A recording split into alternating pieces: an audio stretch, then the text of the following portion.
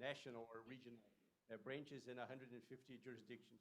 As I mentioned to some of you when we were doing our networking lunch the Brazil branch is in Dubai this week. Also, due to our association with Brazil's Federal Foreign Trade Promotion Agency, which organized this week in Dubai a series of meetings and presentations to foster greater trade and investment between Brazil and the UAE. And the Brazil branch was invited by the Brazilian government to present during those meetings on the reliability and sophistication of Brazil as a possible seat for international arbitration in our mutual trade transactions. This initiative by the Brazilian agency is twofold. On the one hand, it intends to show how comfortable international parties can be when they arbitrate in Brazil, and you will hear a lot about that today. But it also it also intends to, in a way, showcase Brazil as a possible hub for international arbitration related to Latin America. And in a way, what Brazil aims to be is what Dubai has achieved within this region. And the possibility of interacting and learning from Dubai's experience is a very rich and promising opportunity for all of us. Our goal here today, however, is a little broader. We're not going to talk only about Brazil. What we intend to discuss with members of both our branches, and including some who are joining us remotely from Brazil. And it is a very early hour in Brazil right now, and I thank them especially for this. And some guest speakers. We will discuss some features of arbitration in South America in general. We hope this will provide all of you with a comprehensive notion of the most important features of arbitration in that region and how it can connect with UAE. So that we can deepen our discussion later in the Q&A session today, or even in further conversations that may arise from the connections we make here today. CIArb is, above all, a global platform that brings together a mutually recognized ADR professionals, and this is precisely what the UAE and the Brazil branches are doing today. We hope we all enjoy our program here today and take advantage of this opportunity to grow our professional network and our ability, above all, to provide ever more efficient ADR services to its end users.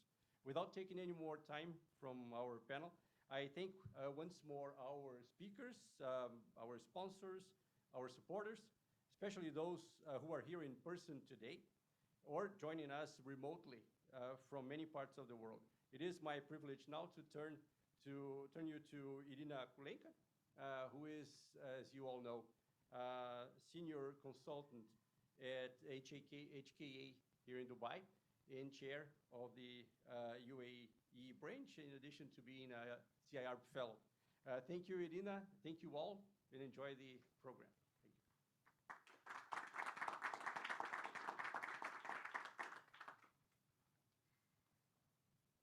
Okay. Thank you very much, Cesar, for that. Allow me to start by saying how delighted I am to be here today and join, obviously, such a distinguished panel of speakers, although I'm not going to debate on this panel. It's a very great honor to be here. Of course, the topic of today's discussion is international arbitration in South America. And if you allow me, I'll leave that subject to the subject matter experts who are here on this panel and eager to start the session. What I wanted to briefly touch upon is the global nature of arbitration. I think we would all agree that in the last 2 years during the pandemic, the arbitration community has become ever so globally interconnected. I mean, look at us today. We are talking about practice in South America, while we have panelists and guests connecting from all over the globe, with many of us attending here live on the ground. We witnessed a huge uptake in virtual hearings and case management conferences, often with parties, arbitrators, witnesses, and experts, all based in different locations and connecting from different time zones. As I'm sure you are aware, there is a number of global issues that are on the rise and should be urgently tackled by the global arbitration community, governments and policymakers, and all players and stakeholders involved. Such issues are, but of course are not limited to, the climate change and rising disputes in energy and renewable sectors, particularly cross-border disputes. Some other very urgent actions that must be tackled globally, of course, include an affordable, cost-effective transition to net zero, water security and safety, access to communications and social infrastructure for everybody. The much-anticipated COP26 climate summit in Glasgow just came to a closure a couple of days ago. The pressure on the world leaders is ever so high. The planet itself and the global population demand that the action on climate change is accelerated, and more ambitious cuts on emissions are urgently implemented. Sadly today, carbon emissions are again all-time high. What's clear is that everyone must come together and work towards a better, low-carbon, and cleaner future for generations to come. To name just a few, disputes on oil and gas mining, including deep-sea mining, renewable energy and associated infrastructure, other new energy trends, sustainability, and green technologies in transport are on the rise globally. Brazil is, of course, no exception to that, and I'm sure our panelists are going to be touching upon that today. But arbitration is no longer just a nice alternative, but is becoming more and more of a norm and is a prevalent practice globally. As Cesar just alluded to, Brazil and other regional markets are following suit in promoting and enhancing arbitration as a preferred method of resolving disputes. But whilst we all hope that arbitration will be more widely used in this emerging field, such as I mentioned, energy disputes, in order to keep up, it must quickly adapt to cater for them. And there is much work to be done. I also wanted to say a few words about the effect of the pandemic on the ways we collaborate and use technology to boost efficiency, cost saving, and best practice, generally speaking. Of course, at CIArb, we actively urge all practitioners to learn from one another, to see what works, what doesn't, and adopt best practices. As an example, at the start of the pandemic, Chartered Institute was one of the first organizations to publish a protocol on virtual hearings, titled Remote Procedures Guideline in April 2020. Notably, CIArb Brazil branch immediately translated that into Portuguese, and it was indeed used even in domestic arbitration in Brazil for guidance. Virtual hearings, of course, have since become a lot more mainstream. Now, the UAE-based practitioners are not an exception, of course. We always review global practices. We search for more efficient ways to conduct proceedings, both time and cost-wise. And to that end, of course, we are delighted to be part of this Brazil branch event today to boost collaboration between our branches and the two countries, of course. Now, with great pleasure, I'm going to introduce Dr. Habib Al-Mullah, who is the executive chairman of Baker Mckenzie, Habib Al-Mullah. Of course, he needs no introduction, and I have to say, he forbade me to give an introduction about him, but of course, he is one of the UAE's most respected legal authorities. I'll give the floor to Dr. Habib.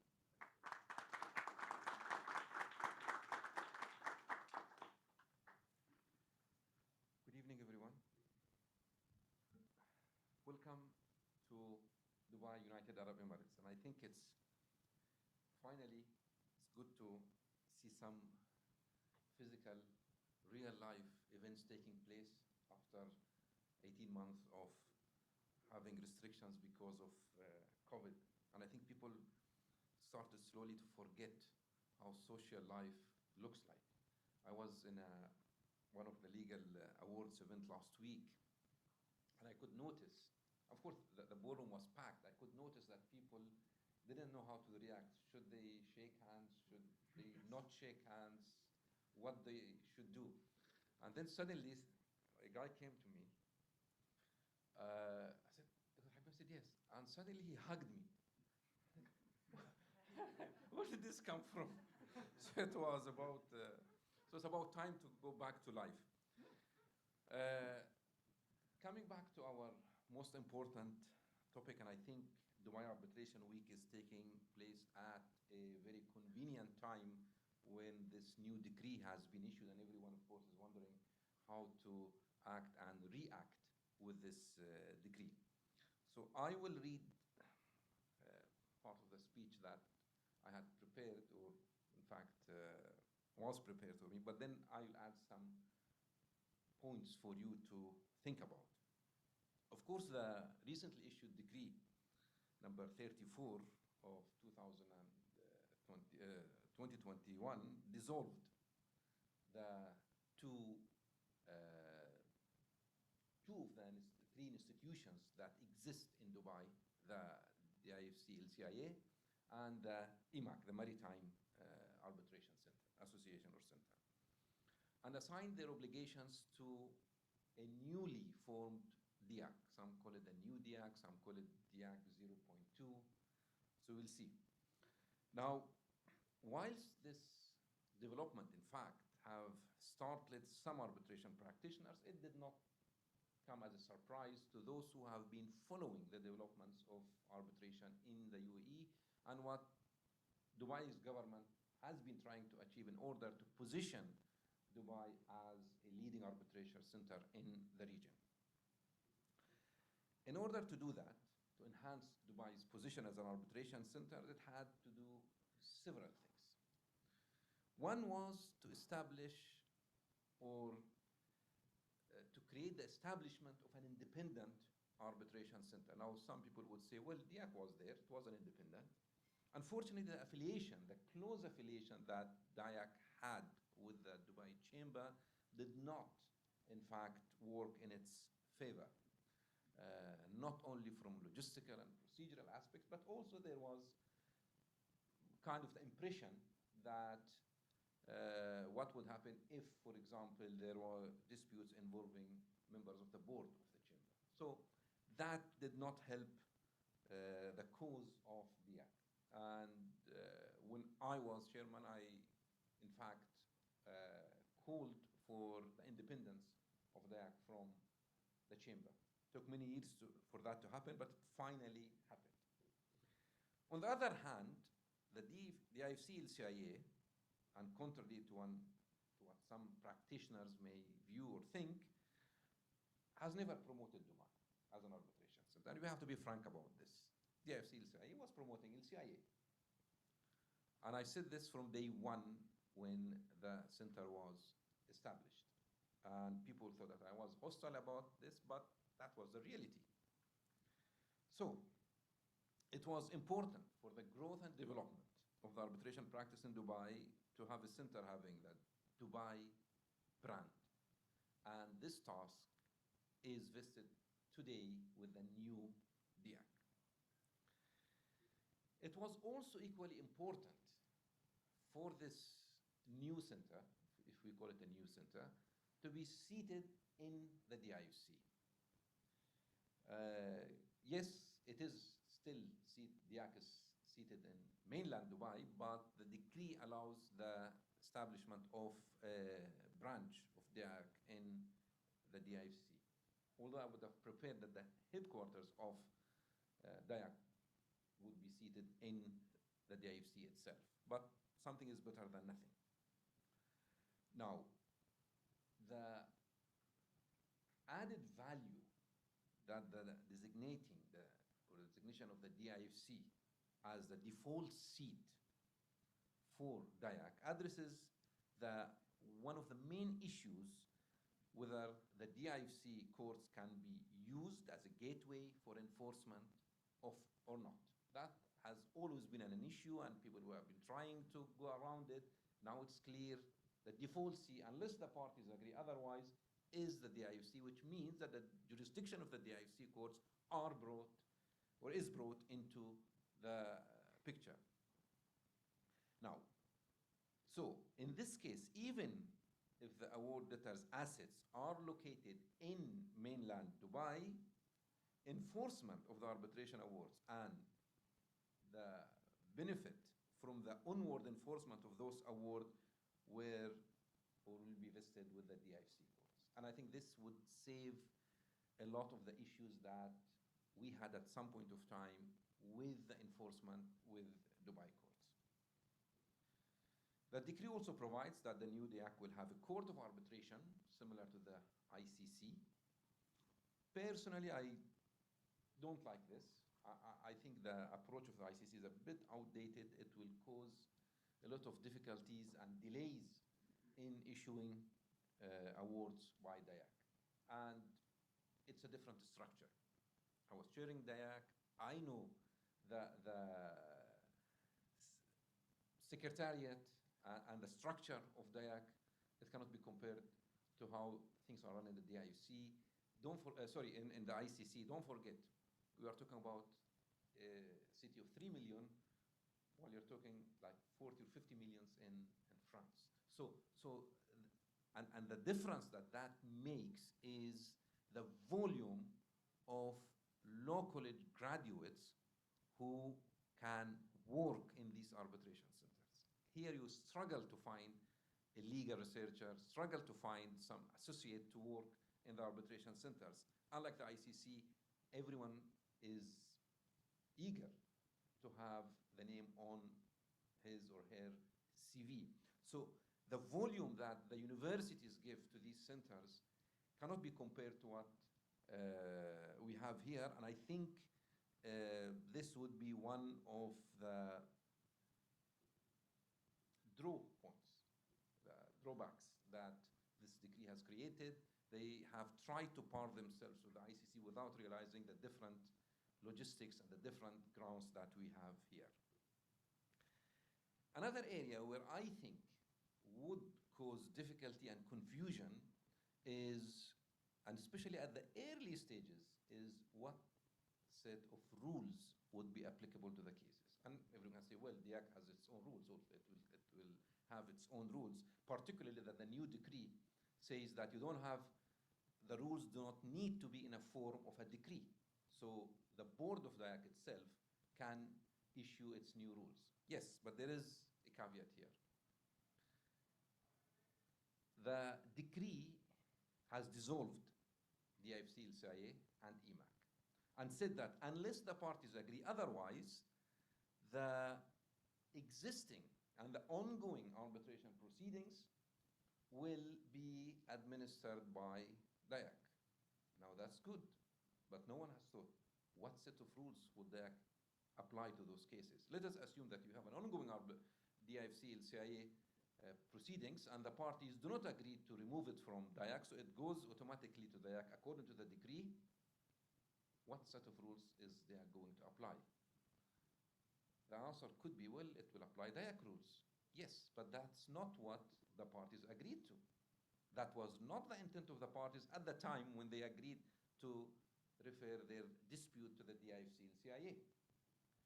DIAC cannot also apply DIFC and CIA rules because I think at least it's unprecedented for a center to apply someone else's rules. How can they administer and apply DIFC and CIA rules? Even if they want to. Can it happen? I don't know. If it happens, what complications that would exist. So there are questions that needs to be answered when we are going to deal with this decree. But for now, there are certain practical steps that I think should be done. First of all, businesses should no longer, and law firms of course, should no longer include a reference to the DIFC and CIA in any contract that they are negotiating.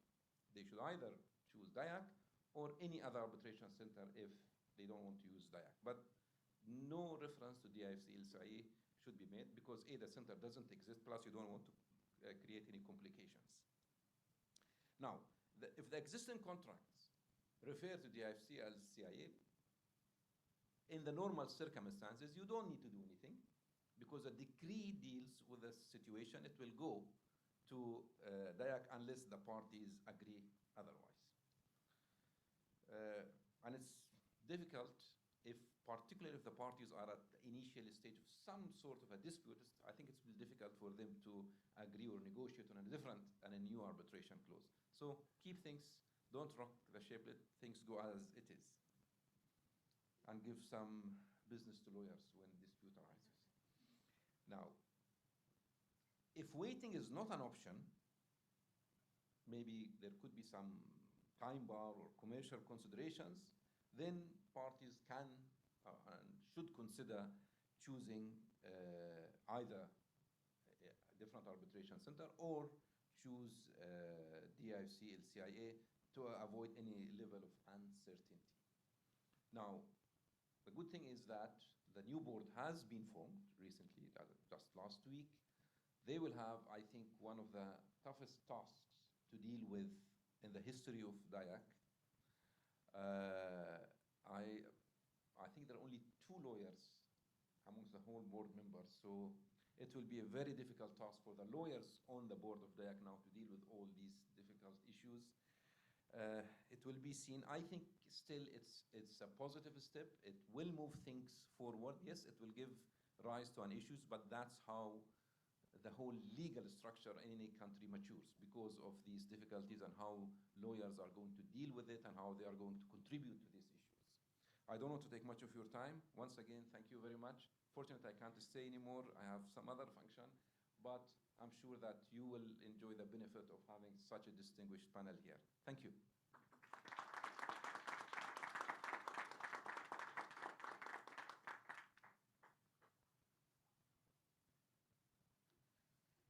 Thank you very much, Dr. Habib. Well, okay. I'm now pleased to say that our very own Faris Shahabi, who is part of the UAE branch committee, is moderating this event today. Faris is a senior disputes lawyer with experience in cross-border arbitration litigation across a number of sectors. His practice has taken him around the world, including a 3-year stint as the head of legal services for a leading international arbitration institution in Asia. Faris is a fellow of the Chartered Institute of Arbitrators, of course a member of the UAE branch committee. He speaks English, Arabic, and Spanish. And I look forward to the stimulating discussion. Thank you. Thank you. Thank you, Arina. Firstly, a sincere thank you to everyone who's attending today, both in person and virtually. I know it's been said a number of times, but it really is wonderful to be able to see so many friends, familiar faces, new faces in person again. I think it really bears repeating. Before I start, I just thought I'd repeat something that our CIArb president said earlier in the week. Ms. Anne Robertson, she was discussing the Alabama claims as the genesis of commercial arbitration, and one little nugget that she mentioned, which I thought was quite relevant today, that one of the 5-person tribunal that dealt with those original commercial arbitration claims was a Brazilian. So which brings us to today's session, and what I think are going to be some very interesting and insightful discussions. And as far as I'm aware, Brazil doesn't have a Decree 34, so we won't go there. But what I'm going to do, I'm going to introduce our speakers, and then once we commence the session proper, I will briefly introduce what each of the speakers will talk about. They will have, I think they'll speak for about 6-7 minutes each. We'll then open to the floor for questions, and I hope that we do have a good number of questions. Those are always the most fun part of any session. So our speakers today in order of how they'll be presenting. We have first, and looking through the list of speakers, I realize I've bitten off a bit more than I can chew with some of the names, but I'll do my best. We have Frederico Singaraja, who is a CIArb fellow, a Brazilian national, and a barrister at Gatehouse Chambers in London. We then have Luisa Kermel, who will be appearing remotely. We then have Napoleão Casado Filho, followed by Joaquim Muniz. And then we have Vanya Wączkowski-Kleiman, who I believe will also be appearing remotely. We'll then have Mauricio Gom, followed by Dubai's own Andrew Mckenzie. And closing out the session will be Cesar Pereira. So without further ado, Frederico, as far as Latin America is concerned, how should we approach the recognition and enforcement of foreign awards in the region? Over to you. Thanks, Faris. Well, first of all, let me say thank you very much to both branches, Brazil and UAE, for the opportunity to come and speak and in person. And thank you all for being here in person, and for all of those online, also hello. I'm glad you asked the question, Faris. I think I have a slide presentation which may assist in answering this. It's a big question, and I was originally told that I had 5 minutes with permission to make an application for an EOT for a further 2 minutes. So I'll try and run through some things, and I'll focus on a couple of things. So in an age of inclusion and diversity, I've extended South America to Latin America to include our friends further north of the continent. But first of all, what is Latin America? That's one question I think we need to grapple with to be able to answer how they deal with recognition and enforcement. So my personal view, and I think shared by many who are Latin Americans, is there is no such thing. You can find many divisions within Latin America. One that's quite favored is the Portuguese versus the Spanish-speaking Latin America, or ISDS versus commercial arbitration in Latin America. You can have commercial blocks like Mercosur or Pacific Alliance, or either side of the Andes. But there are some common features. Most Latin American countries, none that I'm aware of, in fact, they all sign up to UNCITRAL model law, lex arbitri. They are all civil law jurisdictions as opposed to common law. They all have large public sectors, and many contracts, concessions, etc., the counterparties are public bodies. And arbitration is very much used as ADR locally. So a lot of larger contracts, and certainly foreign investments, dispute resolution clauses will always include arbitration over litigation. So these are some of the treaties on recognition and enforcement that have been signed up, and I think Cesar's going to speak a bit more about specific bits and MITs, bilateral investment treaties and multilateral investment treaties. But New York Convention is the main one there, and obviously ICSID, Washington Convention, for many others.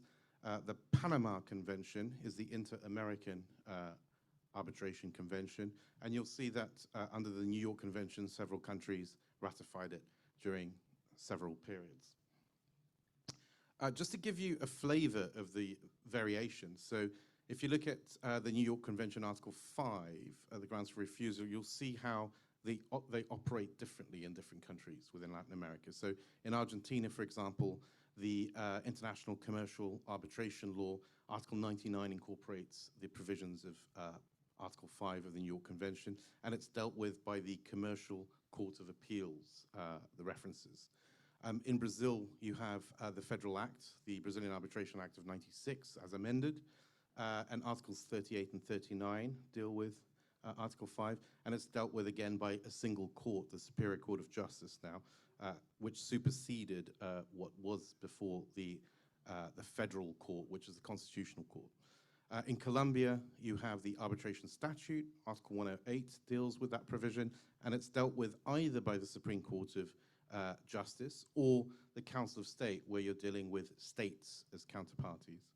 And in Mexico, you have the Commercial Code, Article 1462, and both local and federal courts have concurrent jurisdiction to hear these applications. So one point I wanted to touch on specifically under Article 5.2b of the New York Convention, which is public policy. And in Latin America, you can see how there are diverging views on the application of public policy. So the convention itself does not define public policy, and a number of countries have both a domestic public policy and an international public policy. Just to illustrate that, I'll preemptively ask for my EOT of 2 minutes, and I'll just touch on how Brazil and Colombia have dealt with it very differently. So the Brazil case is known as the Abangoid case. What happened there was an award, but both of these cases, by the way, deal with the same issue, which is the disclosure of potential conflicts or conflicts of interest with arbitrators. And in the wake of Halliburton, it's a very topical issue, which I'm sure you've all had to grapple with at some point, or at least read through. So both of these cases, you'll note the dates. One is in Brazil on the 19th of April, and in Colombia, it's the 12th of July. So just a few weeks and months apart. So the Abangoid case was a case where the chair of the tribunal, New York-seated arbitration, was a member of a firm, and the firm, one of the subsidiaries of the winning party, had paid fees to the firm. A subsidiary somewhere else, the arbitrator knew nothing about it, but nonetheless, there was an application to set aside the award on the basis of a perception of conflicts of interest. The Southern District of New York affirmed the arbitral award and dismissed the set-aside application. That was then appealed to the Second Circuit, and the Second Circuit again affirmed that. Bearing in mind that evident partiality test, that there was a distinction between the Ninth Circuit and the Second Circuit in the US. When it came to enforcement in Brazil, the question was whether or not the Second Circuit decision was either binding or sufficiently persuasive so that the Brazilian courts would be bound, the STJ. And what the Brazilian court said is no, it's a matter of public policy. And under the Brazilian law, judges, if they were subject to the same questioning, the judgment would not stand. So therefore, as a matter of Brazilian public policy, they would not adopt the Second Circuit decision, and they would go their own way. In Colombia, again, you have an issue. This was a Chilean arbitration, if I'm not mistaken. And again, there was an issue of disclosure, and there was an application to set aside in Chile. That was dismissed. And when it came to Colombia, they made a distinction between what they called their domestic public policy, which was similar to Brazil, so the award would have been set aside if they had applied their own domestic public policy. But they said, actually, this is an international arbitration, and therefore we have a distinction between our own domestic public policy and what is known as this thing called international public policy. So they looked at the IBA rules on conflicts of interest, and they decided that under those rules, which would apply to international arbitrations, the arbitrator would not fall foul of his disclosure obligations, and therefore in international arbitrations, they would apply this international public policy standard, which was different to their own domestic standard. So these are two different approaches within Latin America. So just in conclusion, Latin America is not a single jurisdictional region. Most jurisdictions can be properly described within Latin America, I would say, as arbitration friendly. There is a genuine commitment to enforcement and recognition of arbitral awards, and especially international arbitral awards. And issues such as arbitrability and public policy have to be assessed by the enforcing courts according to their own laws. That's all from me. Thank you very much.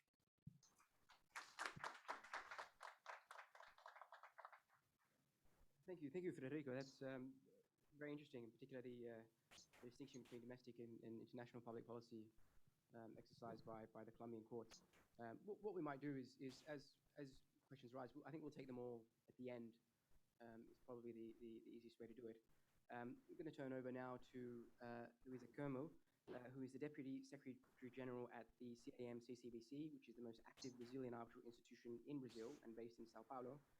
And she's going to talk about the role of the CIAM-CCBC in institutional arbitration in Brazil. Hello, can you hear me? Hi, Louisa? can you, yes, I am here. Can you hear me? Also, the video is not starting. Hello, hello.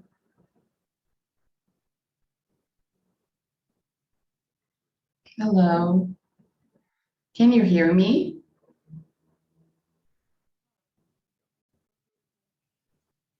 Hello. Louisa, is your audio working at Louisa, I can hear you, but I think they aren't listening to you. Oh, okay. Oh, so I think everyone at home can hear me, but then they can't hear me there in person.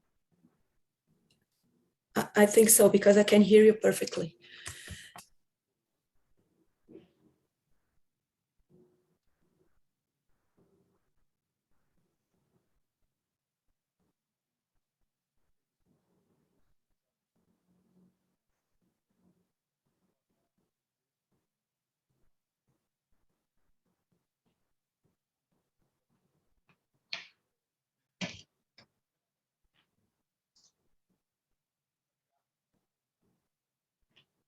Hello, All right. can you hear me now? Thank you very much. Although I don't think we can hear you. Yes. Well, they can hear me in the Zoom.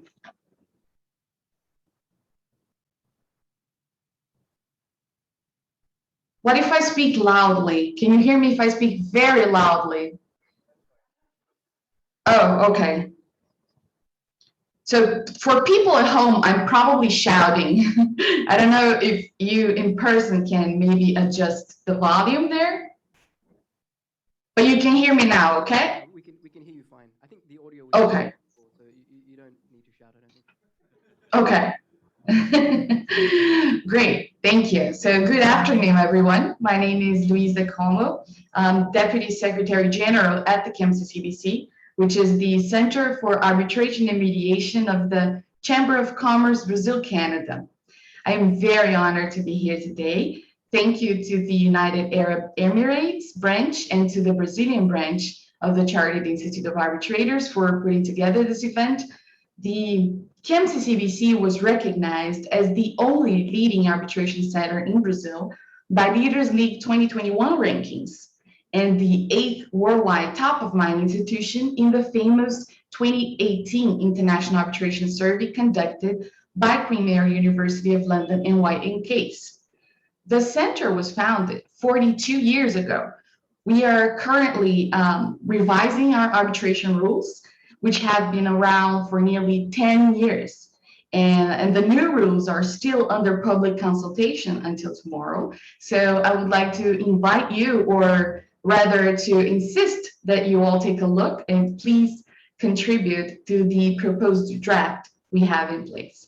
But I wanted to bring those two pieces of information, the fact that we have 42 years of experience and that our rules have been around for 10 years, in order to introduce a little bit of the aspect of legal certainty and how it is one of our main concerns here at the CIArb, to ensure that there is a high level of legal certainty in the proceedings we administer. But speaking again of the Queen Mary University, it concluded that Latin America reported a striking popularity of São Paulo as a seat of arbitration, ranking it 8th as a preferred seat worldwide, and Rio de Janeiro came in 14th. So I brought that piece of information because besides being a safe seat for arbitration, Brazil has also been increasingly more in demand for being a seat of arbitration. In order to give you an idea on how the CIArb started, it's also important to understand a little bit of how arbitration works in Brazil.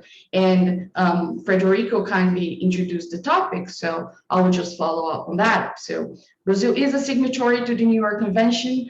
The Brazilian Arbitration Act was enacted in 1996.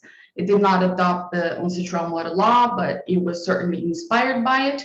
And some of the main issues that are encompassed and which can be found with regards to the legal framework, both in the Brazilian Arbitration Act and those trial model are that arbitration clauses become binding, the principle of party autonomy is respected. So with regards to choosing the number of arbitrators, the seat or place of arbitration, the applicable substantive law. There's also the separability of the arbitration agreement, the highly regarded principle of competence, and among others, but arbitral awards also become binding in the end. Brazil adopts a monist approach, and that does not have different legal regimes for international and domestic arbitration. So Brazilian law only differs from domestic awards based on the place where they were rendered. So this is called the territorial approach, and it has been recognized over the years in decisions rendered by Superior Court of Justice. Therefore, only awards rendered outside the Brazilian territory are considered foreign in accordance with the provisions of the New York Convention. But one of the great advantages I want to bring is arbitration awards rendered in foreign countries no longer need to be ratified on the merits by a court there. Even though the award must be submitted to the Superior Court of Justice to become enforceable in Brazil, and that is because the recognition process prior to actual enforcement is required by the Brazilian Constitution. But this process of recognition of foreign award carried out before the Superior Court of Justice aims at transforming said award into an enforceable decision within the Brazilian territory that is equivalent to any judgment rendered in Brazil. Well, the Brazilian Act was also recently amended in 2015, but I will not get into those aspects which were changed. But another aspect, positive aspect of arbitration here, are the specialized courts that we have here in São Paulo. And those are specialized courts to deal with matters of arbitration. We have noticed that this has notably increased efficiency in cases when the judiciary system is called upon. So for instance, in case of urgent measures.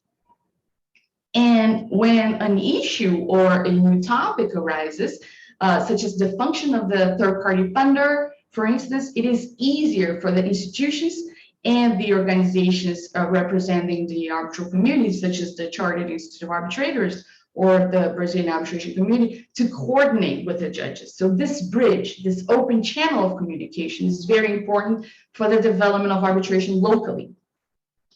Arbitration in Brazil is considered reliable, so courts set aside only a small percentage of challenged awards. The principle of competence is well regarded and is consistently followed by courts, so they rarely interfere in arbitral proceedings. Courts also recognize the principle of separability of the arbitration clause, and in some, what I can just bring about the Brazilian arbitration is that the Brazilian arbitration is very well regarded for its quality and ethical standards worldwide. Now, briefly on to the CIArb. As a representative of the center, it is important to mention that we are the most traditional arbitration institution in the country. We are responsible for administering close to half of the Brazilian market of complex arbitration proceedings. In terms of numbers, we've witnessed the phenomenon of arbitration becoming the preferred method of dispute resolution for commercial disputes in the past years. And at the CIArb, that reflects in the rise in the number of cases in the last decade, accounting for an increase of over 800% in new arbitration cases filed. We at the CIArb are an international institution. Last year, out of the arbitration procedures initiated at the CIArb, 20% of the disputes related to international contracts. So even though the majority of cases at the CIArb are considered domestic arbitrations, we have acquired over the years extensive experience in cases involving parties and applicable law from different countries. We currently have offices in São Paulo and Rio de Janeiro, but what is most important is that we are able to administer proceedings anywhere in the world, especially now after the pandemic, when we noticed that files related to the arbitration cases, which were still being done through the exchange of physical documents, were all successfully replaced by electronic communication. As Ms. Vanya Kleinman will surely explain in more details later, this represented an impressive reduction in costs as well as environmental impact. On that note, we are proud to say that at the CIArb, we are carbon zero, and we have signed the Green Pledge. But as I said, you will hear that more from Ms. Vanya later on. Just finalizing my points, as an arbitration institution, we strive to offer the best. So to me, a great advantage of resorting to institutional arbitration rather than going to ad hoc proceedings that the arbitration institution acts quickly. So one of its primary goals is precisely to offer parties and arbitrators the best tools for resolving a dispute in a fast manner without compromising any technical or legal aspect of the arbitration or of the final award. At the CIArb, we offer a comprehensive administrative support, and so cases are directly followed by the very competent young lawyers, which are part of the Secretariat. And I find that it was very interesting, the topic of that Dr. Habib brought about the lack of specialized young professionals in the UAE, but we can discuss that later on.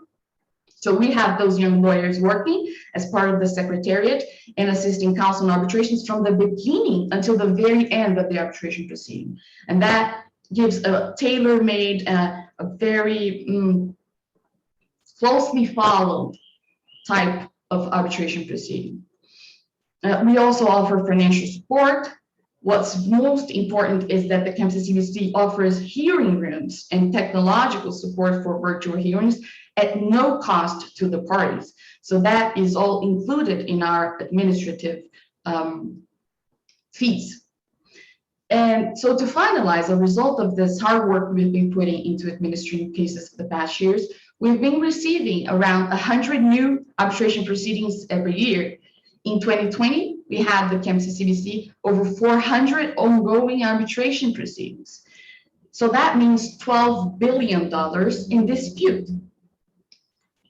For the types of dispute, it is mostly corporate disputes. So currently we have around half of corporate disputes, followed by infrastructure, construction, and energy. And the average amount in dispute for cases initiated in 2020 corresponds to approximately $18 million per case. So finally, to conclude my remarks, even though this year it was not possible for many of us Brazilians to go to Dubai in person, I would like to invite each and every one of you to please come to Brazil for the São Paulo Arbitration Week 2022, which will begin on the 17th of October with our CIArb Arbitration Congress. Thank you.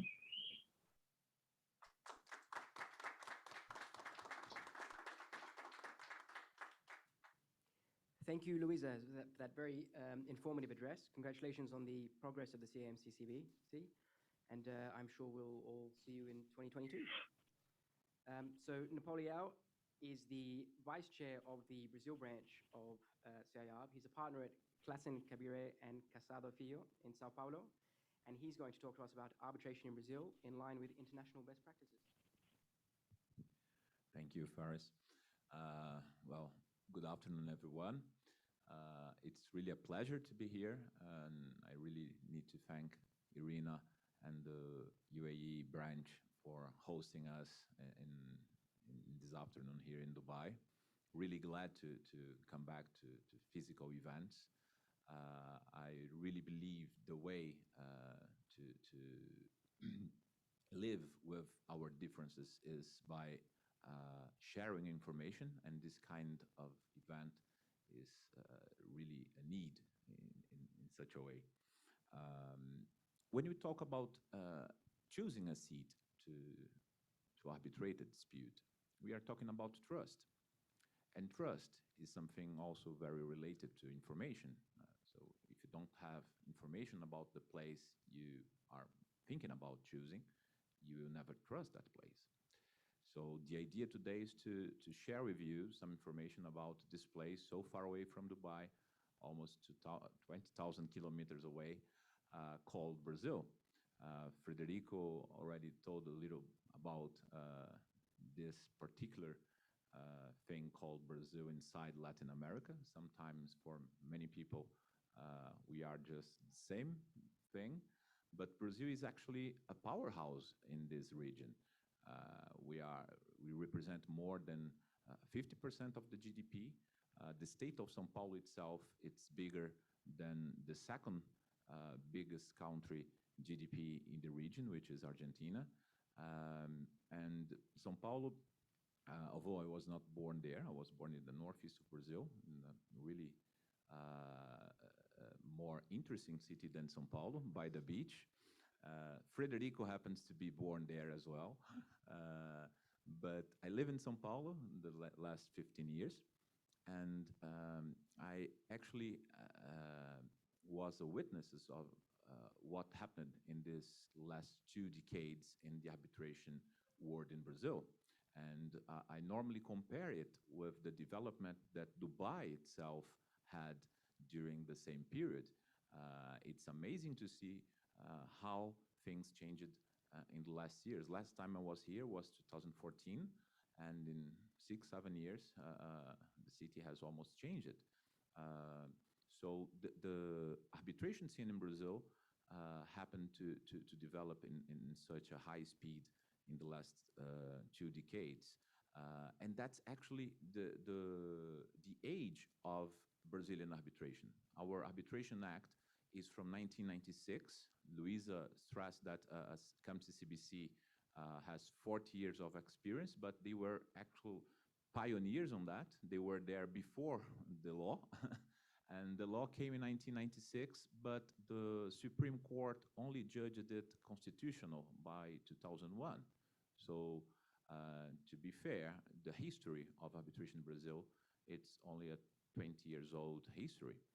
And in that time, we got to be the 3rd country with more arbitration cases in ICC. We got to be one of the 5 arbitration centers from ICC.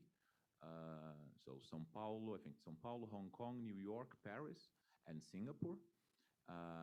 The last one was São Paulo, of these 5. We got to have a center like CAMSI CBC, which, as Luisa told, was the 8th most admired arbitration center in the world in the 2018 Queen Mary research.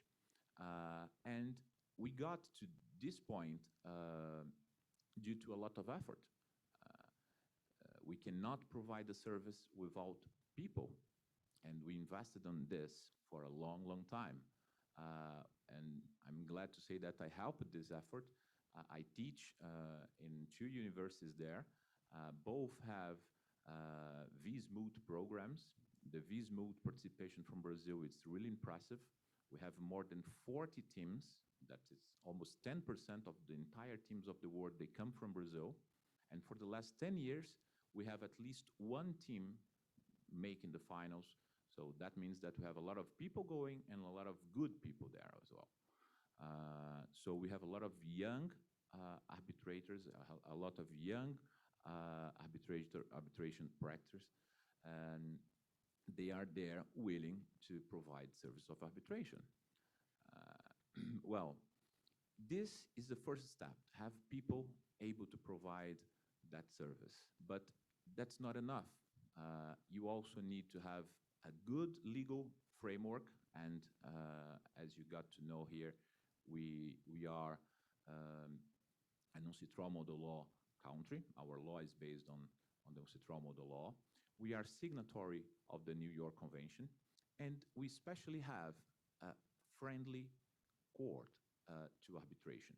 Especially São Paulo courts are very, very friendly to arbitration. They normally respect the competence principle. And the federal law, the federal court, which is the STJ, as Frederico stressed, they also have a very friendly approach as well. And sometimes with even a higher ethics standard than most of the most respected courts in the world, that's New York. So we have a good legal framework, we have people prepared, and we have a friendly court system to arbitration. The final point that I I'd like to call your attention here is that we also have a very good cost. This may not be a very interesting point for arbitrators here. They may feel, well, I'm not going to earn that much. But for the ones who pay, the clients, that is a very interesting point. Since ICC established its office in São Paulo in 2017, the only country that you can arbitrate in a different currency other than dollar is Brazil. So if your seat is São Paulo, the costs of arbitration may be paid in Brazilian reais, and that may impact in almost half of the cost that a regular arbitration in Paris or New York or in other cities of the world will reflect. So there is a possibility, I just made a simulation here, that if you, for example, have a claim around 17 million US dollars, you got to get an arbitration there in the leading institutions like CIBC or ICC for less than 100,000 US dollars of costs. So this is what the kind of service that we are giving in Brazil right now, and that was what I want to show you.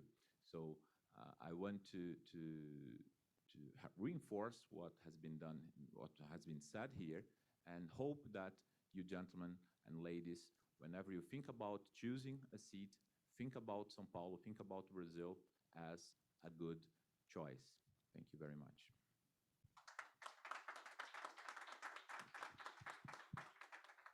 Thank you, Napoleon. Before I move on, I'm just curious, what was the reason for the delay in the Supreme Court affirming the constitutionality of the arbitration law? Brazilian courts, they take a long time to decide cases. And to be frank with you, 5 years in the Brazilian standard, it's not that long.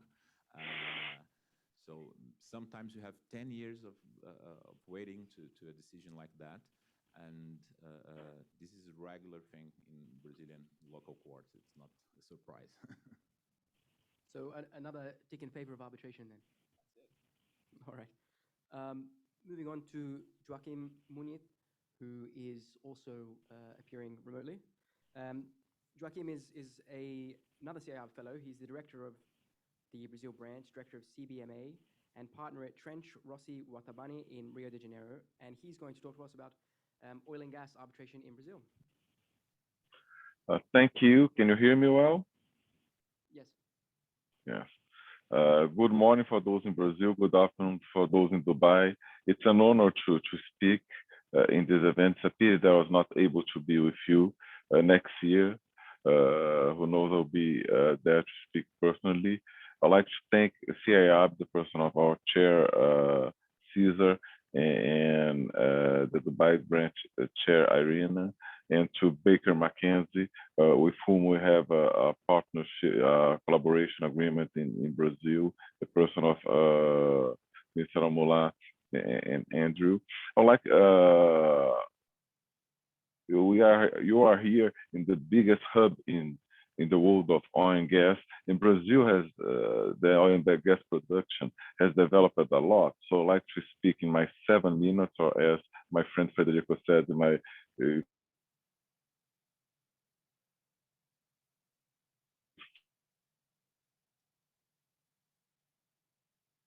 5 + 2 minutes.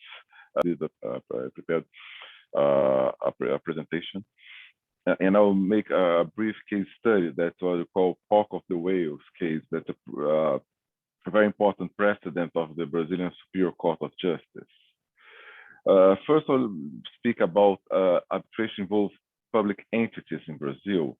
And in Brazil, state entities represent around 30% of Brazilian GDP. So a lot of economic activities are carried out by state-owned entities or a delegation by the state, and oil and gas is one of the examples. Private entities explore and produce, or called ENP, explore and produce oil and gas, but the ownership of the oil and gas reservoirs are from the state, the federal union. So the Brazilian government to bid rounds whereby it assigns to private parties the exploration and production of oil and gas.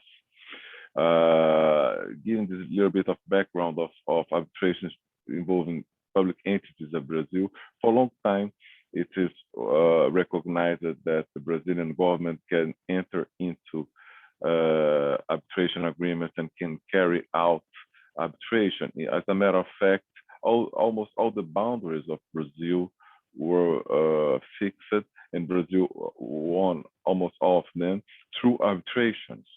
And Brazil is one of the few countries that has a huge territory.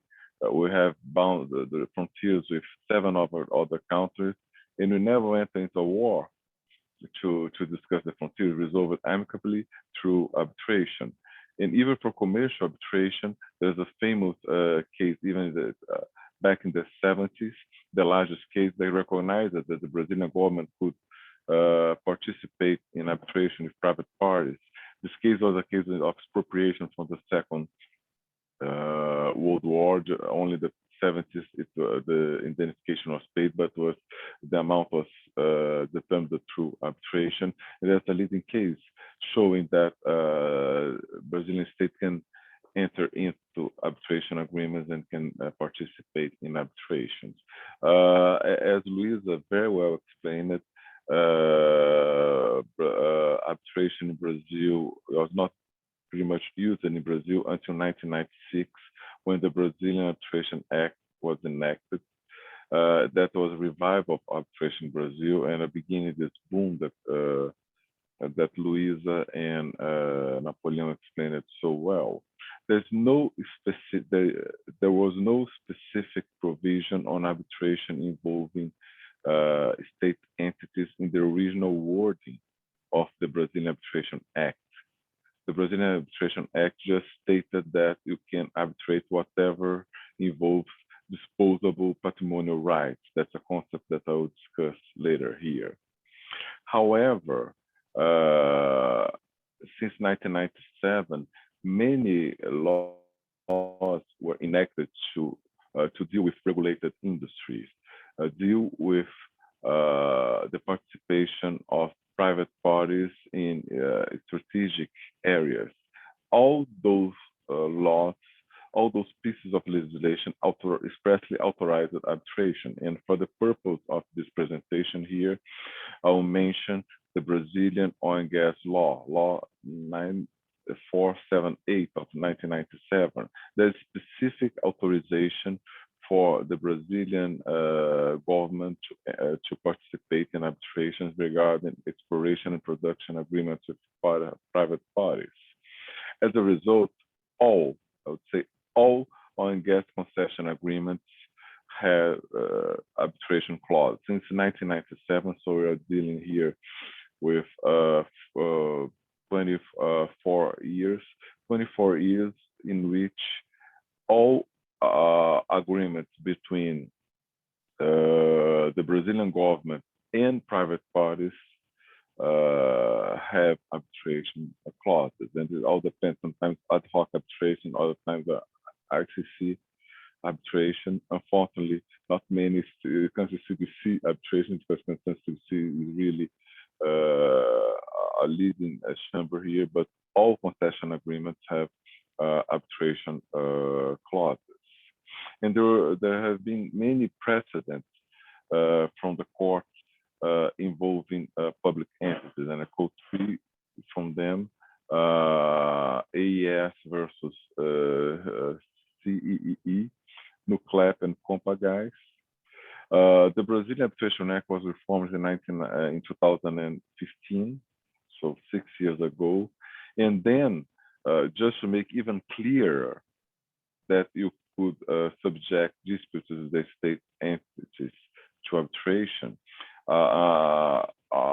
paragraph 1st was added to Article 1st of the Arbitration Act, saying that the public administration may resort to arbitration to resolve conflicts regarding disposable patrimonial rights. So that was seen more as a confirmation of the previous legal framework, in the sense that you could go to arbitration. But then there's a big question mark: what is disposable patrimonial rights? And there's this very interesting precedent that the Park of the Wales case that I will explain in my 2 minutes left. Because disposable patrimonial rights is a vague concept, and there are 2 ways to see it. First, the traditional way, and sorry for the Latin, but we are a legal system pretty much influenced by Roman law.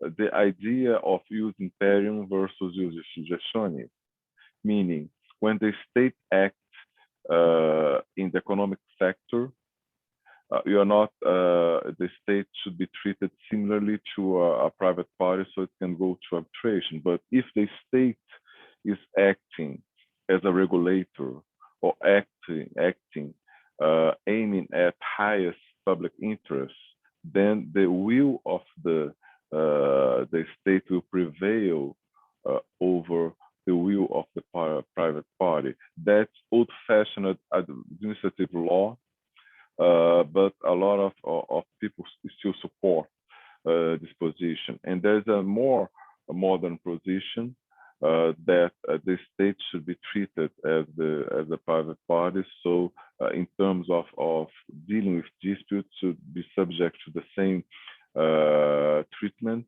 and that you can submit to arbitration whatever you could, whatever contractual dispute involving the state. So for a long time, until have the discussion which kind of view you should have about the powers of the state, because if you see that there are certain things that the state should prevail over the private party, then those issues should not be subject to arbitration. And it's very important when we're dealing with this discussion to ensure the application of the principle of the competence, meaning if there is an arbitration clause, you should let the arbitral tribunal decide the issue first, and only afterwards discuss in court, to avoid anti-suit injunctions. Anti-suit is not the most correct, it's most used term, but I would use instead for anti-arbitration injunctions. So also those 2 issues about the concept of patrimonial disposable rights and competence has been judged by the Superior Court of Justice.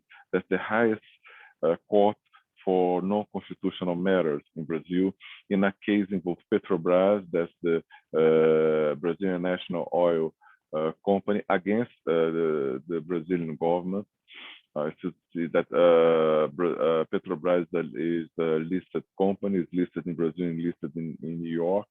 Although it's controlled by the government, most of the capital is held by private investors. And there's this case of the Park of Wales field. And in Brazil, all the oil fields in the sea, or it's called so-called offshore oil fields, have names of marine animals. And here is the field of the whales. And Petrobras found many fields physically separate and with different chemical properties, and gave to each of them, I believe that there were 8 different fields, and gave to each of them the name of a different type of whale. And then the Brazilian government, through the Brazilian oil agents,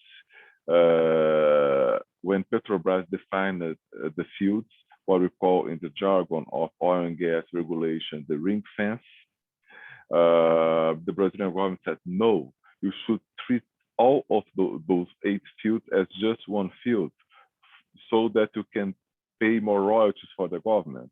That was the justification of the Brazilian government. And Petrobras said, no, that's absurd, because the regulations, the contract, the concession agreement says that the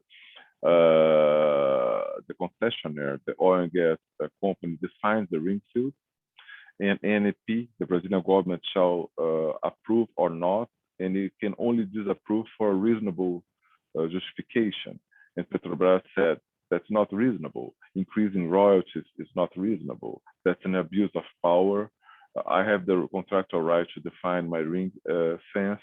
Let's go to arbitration. So what Petrobras did was to commence an ICC arbitration against the Brazilian Oil and Gas Agency, saying that contractually Petrobras would have the right to define the ring fence. And soon afterwards, the Brazilian government, through the oil agency, ANP is the oil agency, brought an anti-arbitration injunction to suspend this arbitration. And that's this constitutional remedy of conflict of competence when two courts consider themselves competent to judge a case. The case goes directly to Superior Court of Justice.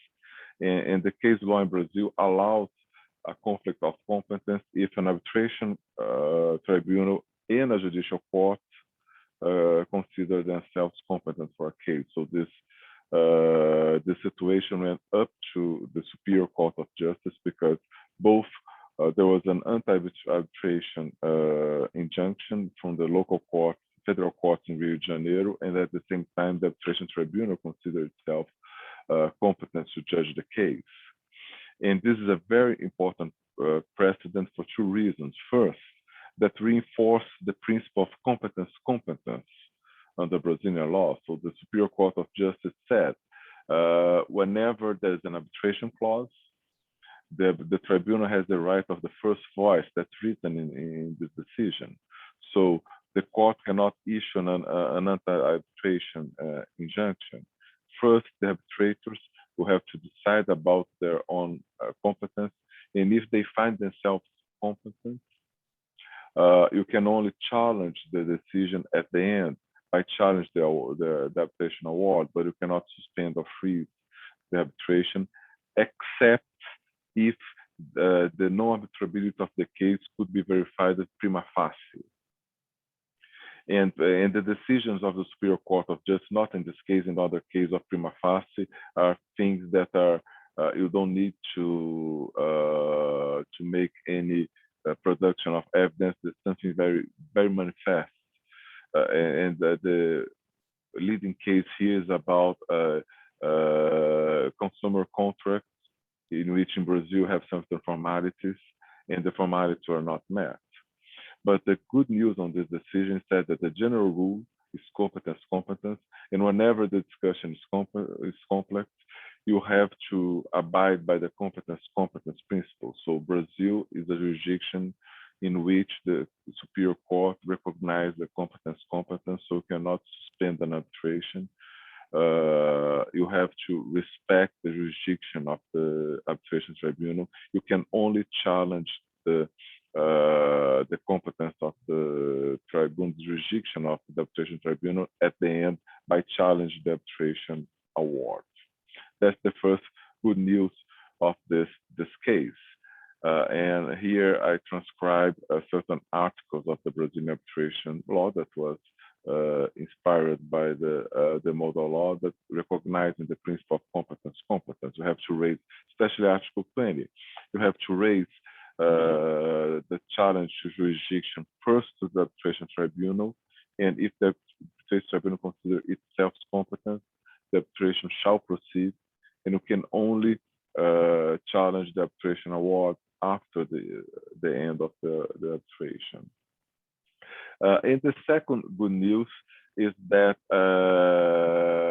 the decision from the Superior Court of Justice adopted a strict interpretation of disposable patrimonial rights. And that's good because I'm quoting here the decision of the STJ that's quoting one partner of Caesar, or chair, Marçal Justin Filho, a famous Brazilian scholar, that maybe the one that wrote the best piece on the interpretation of the term disposable patrimonial rights. saying that has to be interpreted. Conscious of time, so if I can ask you just to. Okay, I'm finished. I'm Sorry, finished. very limited EOTs to distribute. 30 seconds.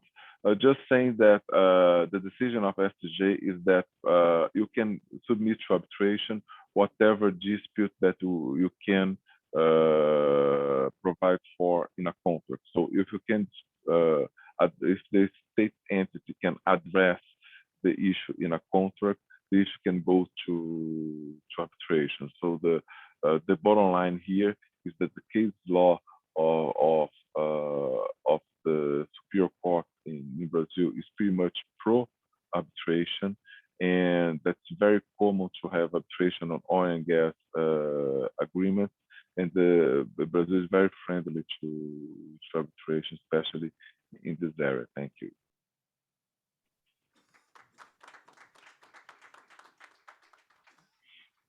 Thank you, Joachim, for the very informative session. And I'd love to see a comparison of UAE and Brazil and how they regulate EPP and oil and gas arbitration agreements. Perhaps that can be an idea for another day. Moving along now, we have Vanya Kleiman, who is a partner at Wongchowski Kleiman in Sao Paulo, and she's going to speak to us again remotely about sustainability, greener arbitrations, and climate change disputes. Thank you, Vanya.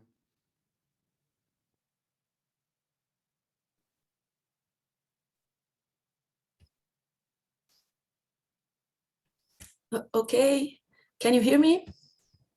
Perfect. Okay, so good morning, good afternoon, or good evening, depending on which place of the world you are now. I'm in São Paulo, in Brazil. It's 7 a.m. here, but this fact does not impact my pleasure and my honor to be here talking to you today. So I would like to thank CIArb for the invitation. And I can say that I wish I could be in Dubai right now, a place that I really like and that I have had the opportunity to visit some years ago. I could have had the chance, the opportunity to take an amazing Emirates flight, to shop in one of the coolest airports I have ever been to, and to sleep in a nice hotel at Burj Al Arab or Burj Khalifa, among many other things. But I'm here at home in São Paulo, and this change of plans made me save almost 2 tons of carbon emissions, according to some calculations I have made through some apps that measure the carbon footprint of some activities. Well, the word of the moment is sustainability. Humans, or at least some of them, finally found out that the planet does not have unlimited resources and that economic activities, if not changed substantially, will cause even more severe climate changes and put in risk life on Earth for future generations. But what exactly is sustainability? One good definition I found is that sustainability means meeting our own needs without compromising the ability of future generations to meet their own needs. And what sustainability has to do with arbitration? Why are we talking about sustainability in an arbitration week? What is our role as arbitrators, lawyers, counsels, experts, and arbitration practitioners? Well, to answer that question, we must all think about impacts that our professional activities generate in relation to environment and to society. It is important to address how and to what extent the action of practitioners involved in an arbitration impact the environment. Well, having that in mind, some arbitration practitioners created the Greener Arbitration Initiative, which seeks to raise awareness of the significant carbon footprint of the arbitration community. The Greener Arbitration Initiative launched a campaign for greener arbitrators and was an entity who took the action to measure the carbon footprint of our activities.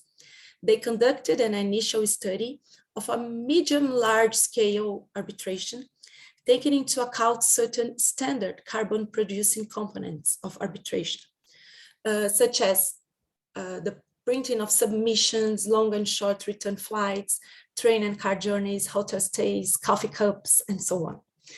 The conclusion is that a single international arbitration has a significant environmental footprint, and that there are valuable environmental and economic savings to be made from running an international arbitration in a greener way.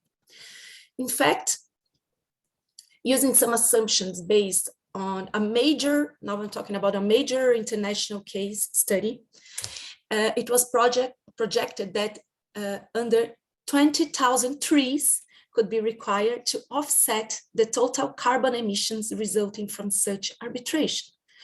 Long-haul flights alone can contribute over 3/4 of these total carbon emissions. The Campaign for Greener Arbitrators work with the arbitration players to promote best practices in managing arbitrations in a sustainable way. All the players are encouraged to commit to the campaign's guideline principle and to sign the Green Arbitration Pledge, as Luisa Como mentioned before. The commitments are to create a workspace with a reduced environment footprint by looking for opportunities to reduce energy consumption and waste, corresponding electronically, unless hard copies are expressly needed in some circumstances, encouraging the use of video conference facilities as an alternative to travel, avoid printing, request the use of electronic rather than hard copies of documents, and promoting the use of electronic bundles at hearings, using when possible suppliers and services providers who are committed to reducing their environment footprint, considering where appropriate that witnesses and experts give evidence through video conferences facility, and avoiding unnecessary travel and using video conference facilities as an alternative. Well, we all know that environmental sustainability is a concept that we cannot ignore anymore. But one of the main discussions we have is how are we going to find a balance between the need to act in a sustainable way and the need that we have to meet in person. Well, in the last 2 years, due to COVID pandemic, we had to adapt to virtual meetings, virtual proceedings. We all learned that it's possible to do that virtual meetings and hearings work. However, some of us, including myself, are willing to have in-person hearings again, especially in some witnesses conferences, or even in social networks. So the question is, how are we going to find the correct balance? And in my point of view, there is something very important that I believe that it's a duty for arbitrators, for lawyers, to consider the impacts of the activities when drafting and negotiating terms of reference or defining the rules of a certain proceeding. In-person hearings are still, of course, a possibility, but apart from considering the strategy for the case, the relevance and the cost for parties, all the arbitration players must also consider environmental impacts. It's a reality we cannot ignore anymore. And if the decision is to have an in-person hearing, what measures will parties, lawyers, arbitrations, and experts adopt to reduce carbon emissions and to neutralize or offset them? This is an effort that it's everyone's responsibility, and it's a case that it's worth fighting for. And sustainability concept is not, of course, limited to arbitration field. As we are all aware, the COP26 has just finished and was successful on at least bringing the world's attention to climate change and the urgent need for changes. And the transition to a carbon-free economy has created a new field of economic activities, contracts, and of course, of disputes. And arbitration community has started to discuss over the called climate change disputes. For climate change disputes, we can understand all the disputes that have any connection with climate change, including disputes related to energetic transition. It is really a broad definition used in most of academic material produced so far, and also in the ICC report named Resolving Climate Change Related Disputes Through Arbitration and ADR, which is a very important report about this issue. What is important to bear in mind is that climate change disputes involve discussions between states or investors and a state, but also include disputes arising out of commercial agreements, regardless of whether the parties involved are private or public. There are also some litigation proceedings filed by public interest groups and NGOs in national courts of many countries. seeking to hold the state parties accountable for their climate change related commitments. This ICC report I just mentioned brings some examples as the claim filed against the state of the Netherlands, Federation of Pakistan, some claims filed in the United States of America, in South Africa, in Colombia, in South America, among others. But talking specifically about commercial agreements, the dispute can arise out of a contract relating to the implementation of or other system transition, or even in contracts without any specific climate-related purpose or subject matter, but that were affected by consequences of climate change. For example, force majeure events or cases of excessive hardship. This category covers unexpected events that could affect relationship due to climate change, imposition of new regulation, changing consumer patterns, and so on. Most of Latin America countries are a fertile land for climate change arbitration, since many of those countries already have a clean energy model and have been investing even more in these fields. Brazil, Costa Rica, and Uruguay are among the 10 highest scoring countries in environmental sustainability ranking, with large shares of renewable energy supply. Brazil has one of the lowest carbon intense energy systems. And once more, according to an article that was published yesterday in one of the most major Brazilian newspapers, the solar energy produced in Brazil has been increasing substantially. Only in residences, the generated capacity increased by 53% in 1 year. And of course, with the increase of number of contracts. Ask you to wrap it up as well. I feel like I'm going to probably be doing this for all of the. Okay, I'm sorry. So apologies. Okay, no problem. I'm already finishing here. I was just saying that the number of disputes arising out of those contracts will certainly increase as well. And that it's not possible today to know how many climate changes related disputes, especially arbitrations we have in Brazil or Latin America. Since their concept is very broad, many climate change disputes can be classified as construction claims, contractual claims, energy claims. But I can affirm, and I believe that my fellow CIArb colleagues here, acting either as lawyer or arbitrators, have faced in the last years an increased amount of disputes related somehow to energetic transition. Well, unfortunately, my time is over, so thank you very much for your attention.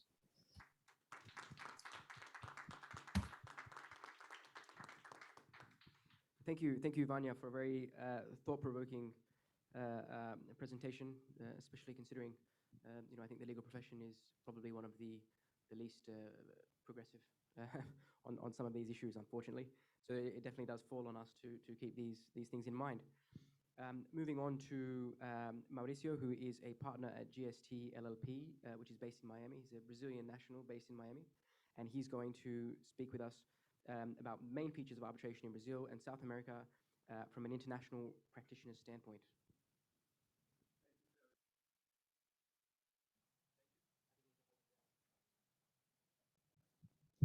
Thank you, Ferris. Well, first and foremost, I echo the previous speakers in thanking the organizers and to praise CIArb Brazilian branch and CIArb UAE branch for putting together this amazing event. First of all, you asked the question about why the Supreme Court has taken 5 years. First, the novelty of the topic. Arbitration was unknown by that time. Second, there is one saying that it says, the better is the enemy of the good.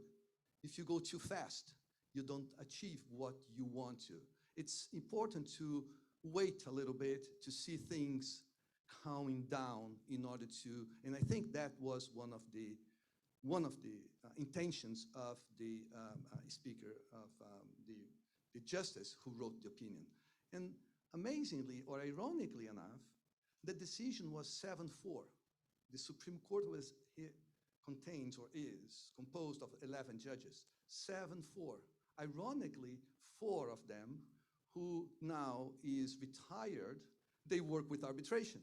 So it's not something to criticize, but to understand the evolution, the development of arbitration in the country.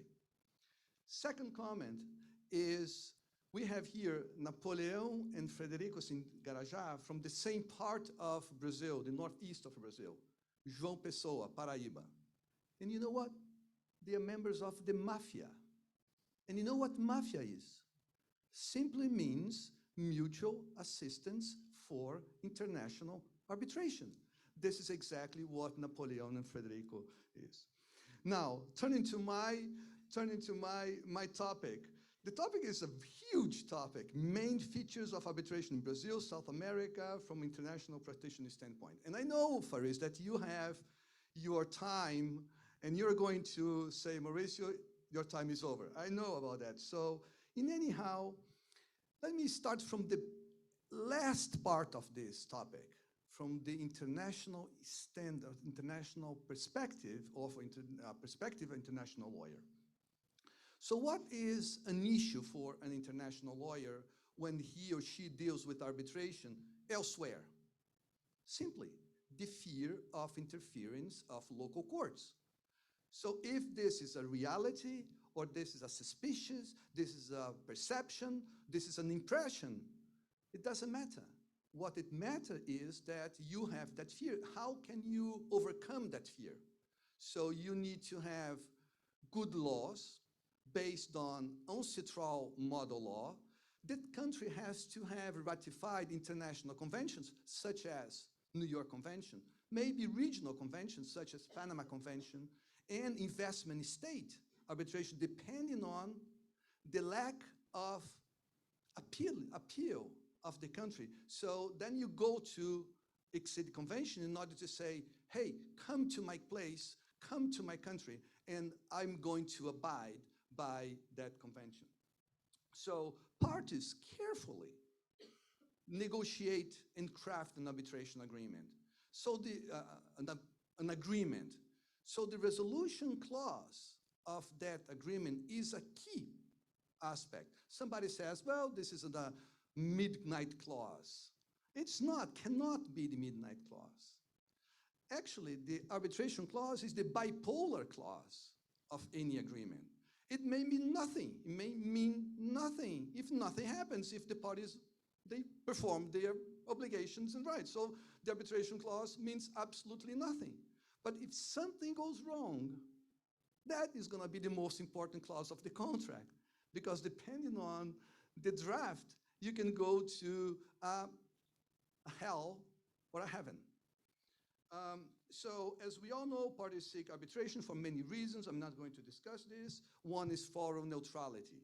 And neutrality raises the level of comfort. It comes back to the point I've made before. How to raise the level of comfort, especially in the international arena. In international setting, the question is, where is the exit door? Investors don't open the front door if they don't see where the exit door is. I'm not going to step into this house if I don't see where the exit door is. Hopefully, I don't need to exit, but I need to see it. And if I see it, then I say, well, I know exactly the rules of the game. I know exactly how the layout of this house is, and I'm going to enter it, and maybe I'm going to enjoy it. So countries, therefore, have to show not only the front door to investors, appealing a political, economic, and juridical environment, but also what to do and how to do if conflicts arise. Now, this is the first part of my intervention. There are three, if you allow me. Second one is South America. Change of legal scenario in the 90s. So in the 90s, and right after the ancestral model law in 1985, so that was a huge assistance, help for every single country with experience in arbitration, zero experience in arbitration, or just a few, because there was a model law which could help them to bring a new arbitration legal regime. So there was a wave of arbitration in the 90s. The purpose? To increase the level of playing field, to level of security of foreign investors. No more, for those who come from Latin America, no more Calvo doctrine. Disputes have to be brought before the local courts under the law of the recipient court. No more Calvo doctrine. So, talking about South America since the mid-90s, at the beginning, the perception that South America countries offer a single arbitration scenario. Federico has touched on this. The region was the same arbitration-wise. International practitioners placed the entire region in the same arbitration basket, except football. Brazil and Argentina, they are not in the same basket. This is for sure.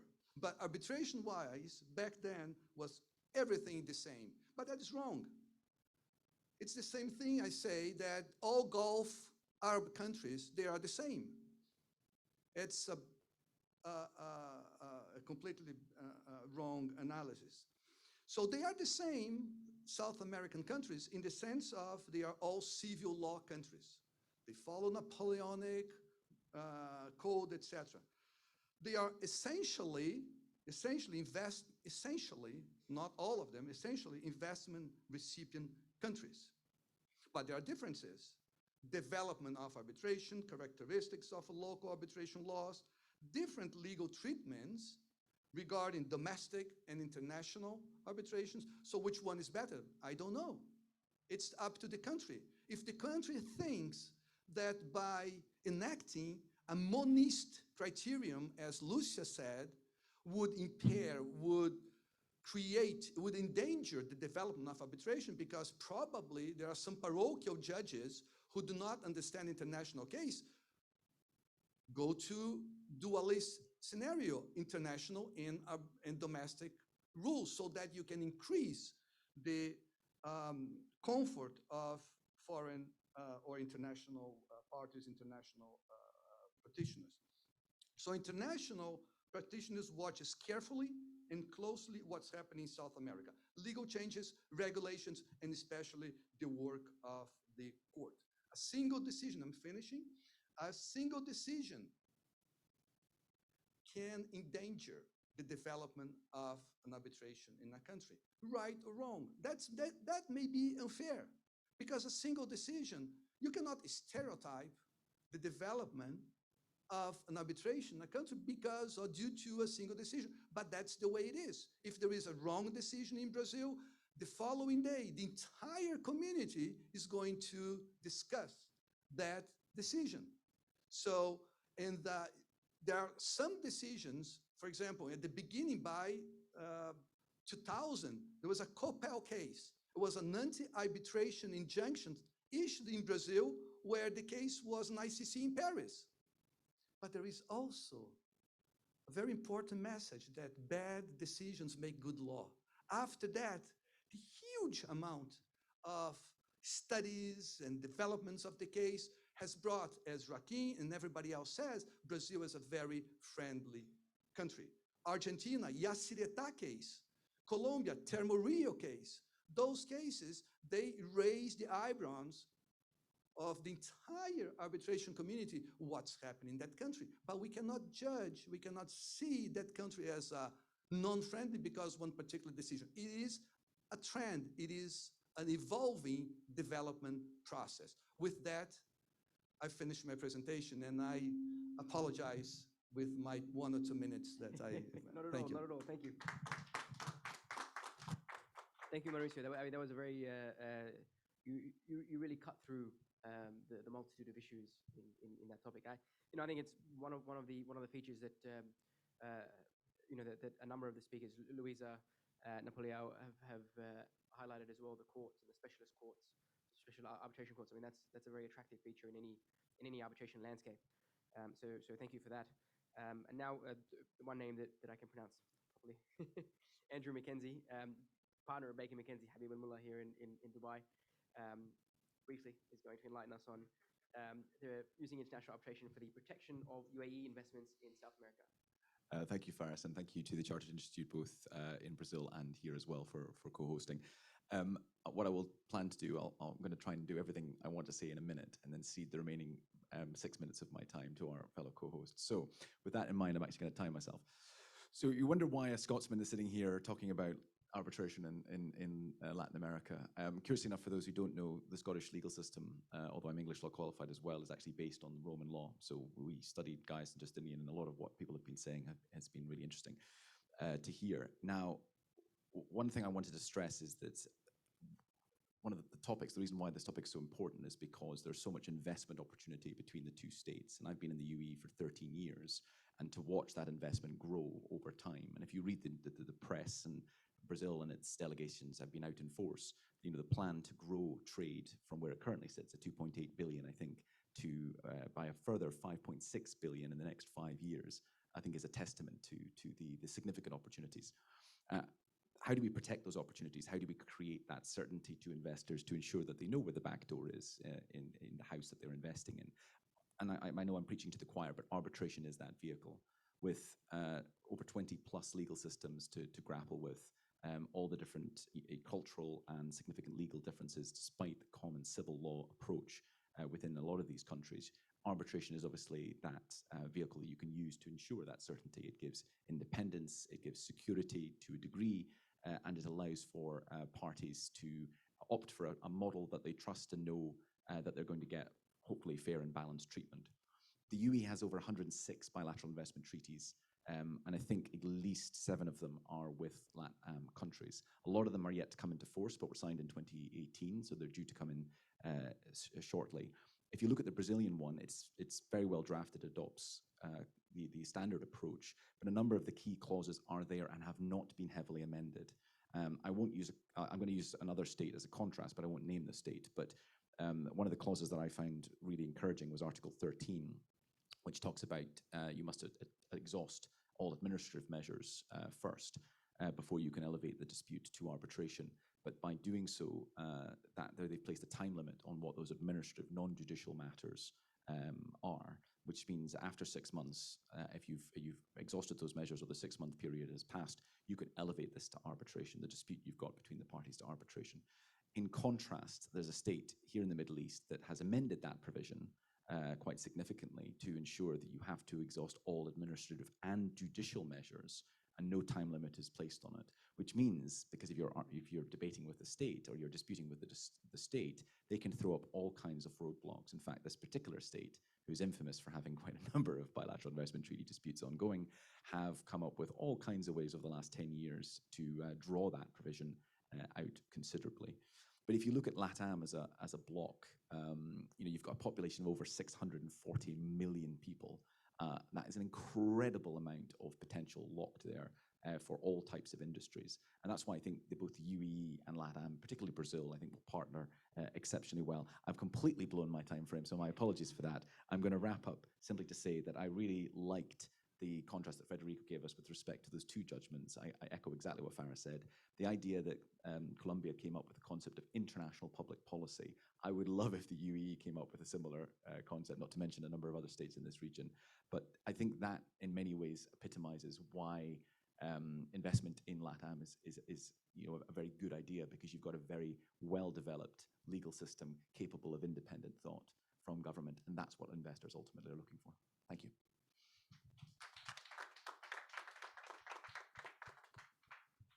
Thank you, Andrew, and admirable effort.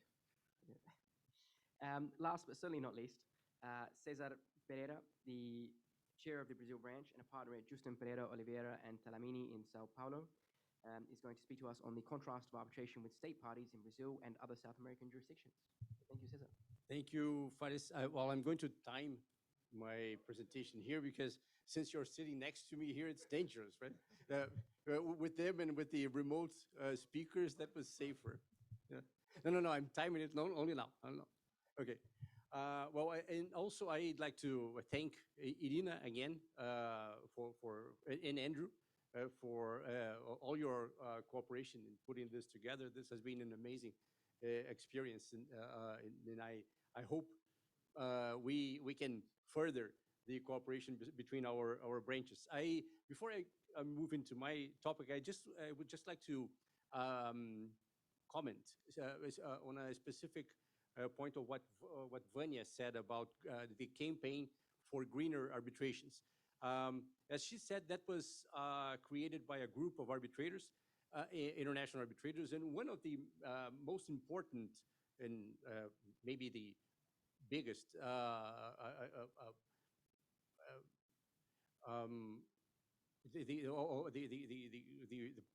the powerhouse behind that idea is Lucy Greenwood. Lucy Greenwood is a trustee of the Chartered Institute of Arbitrators. She's on the board of trustees, and that is only to show that sustainability in this vision regarding dispute resolution is part of what CIArb is all about. And so, although, as Vanya said, we are here and we have created some carbon footprint coming here, we hope we all move into a more sustainable part of a type of dispute resolution in the future. Well, having already wasted some of or used some of my time here, I'm going to quickly move into my topic. This follows up on a lot of what Frederico said in the beginning. We do have this divide in, I only focus on South America here, but we do have this divide in Latin America between countries that have investor-state arbitration, that are signatories to the Washington Convention, and countries that are not. Some have always been there, and you see a list there. Ecuador left and then rejoined. Bolivia and Venezuela left, but are still on what is called the sunset clauses. Some disputes can still be subject to investor-state arbitration. And Brazil never joined. We won't have time to go into why, but basically two very brief points. One, Brazil never felt that it needed, because it received a lot of inflowing dispute direct investment, regardless of that. And also, it didn't have, it hasn't had many companies that do invest abroad. In addition to the second point, the Brazilian companies that did invest abroad took advantage of the possibility of having vehicles set up, for instance, in the Netherlands, and invest through them. And so we have been able to keep outside of that system so far. There is a lot of discussion whether that's a good idea or not. I don't see that changing in the short run, but that's where we are. South American countries have, as Andrew mentioned, several BITs with Gulf countries and all the other MENA jurisdictions.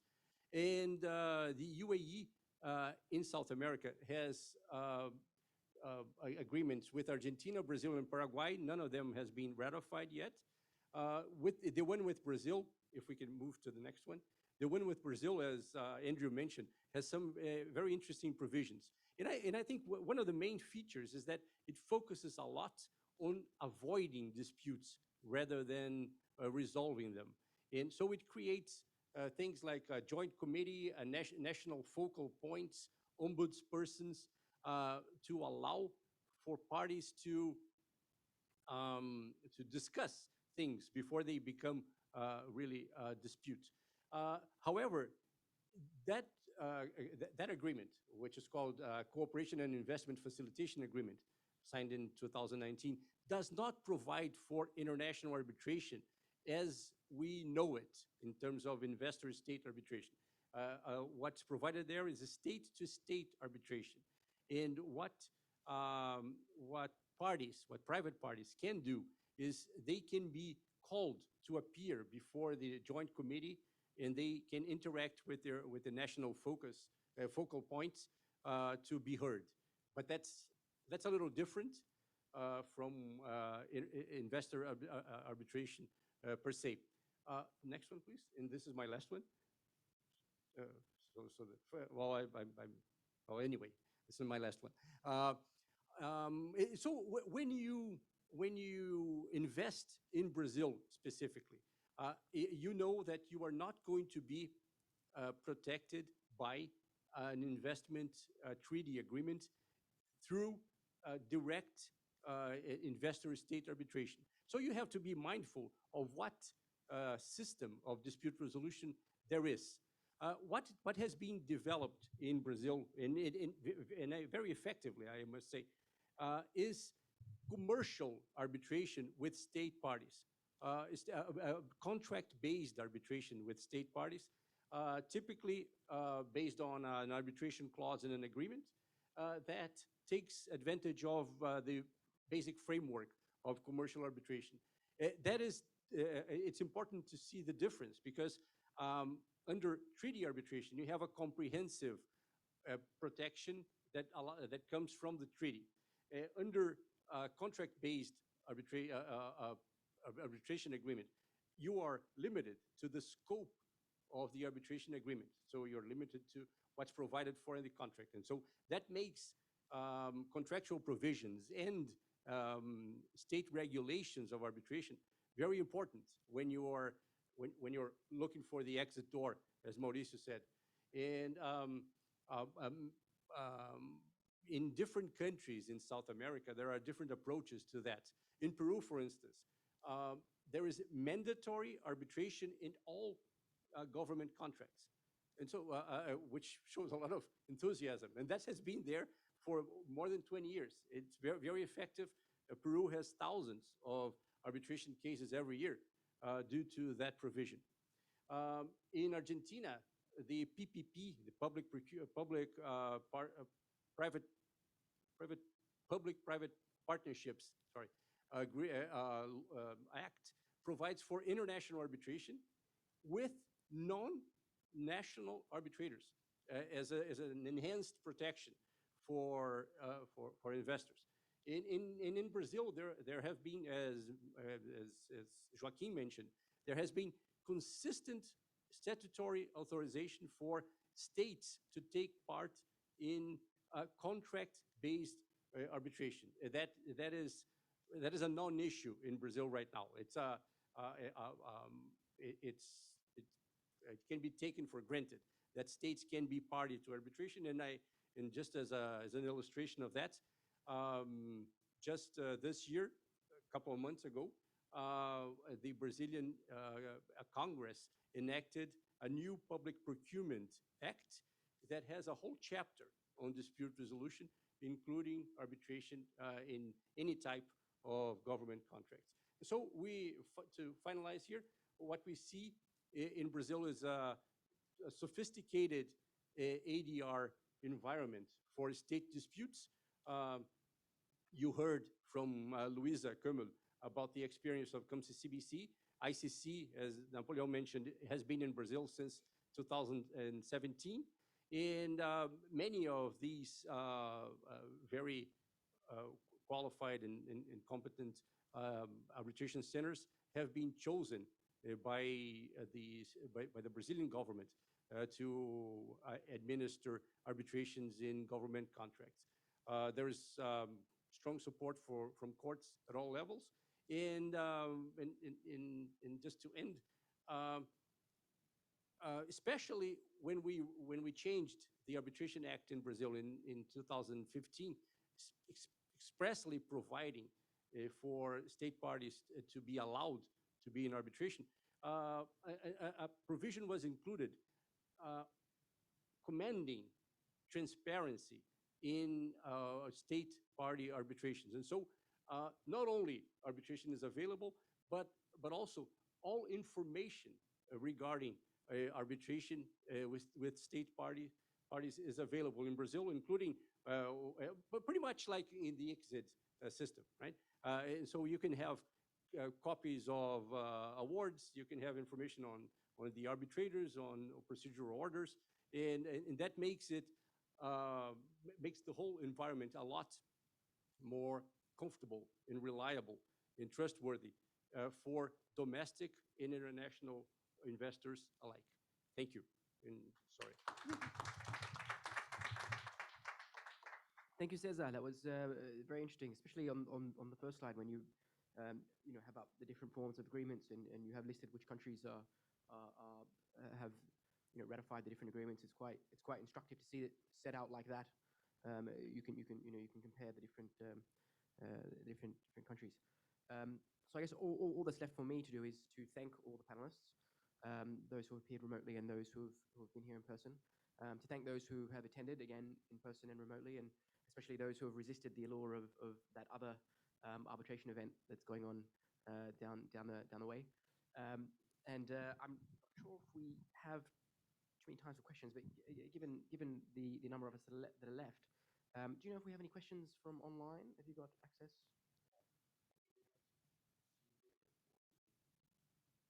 We don't see any questions here in the chat. Well, I think that's quite convenient given the time, because I think we're actually supposed to finish now.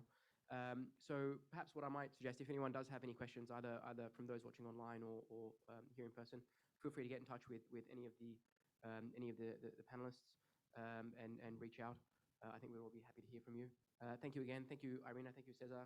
Thank you, CIArb, for putting this together. I think it's been very interesting, and hopefully it's something that we repeat in future sessions. And yeah, that's it. So thank you very much.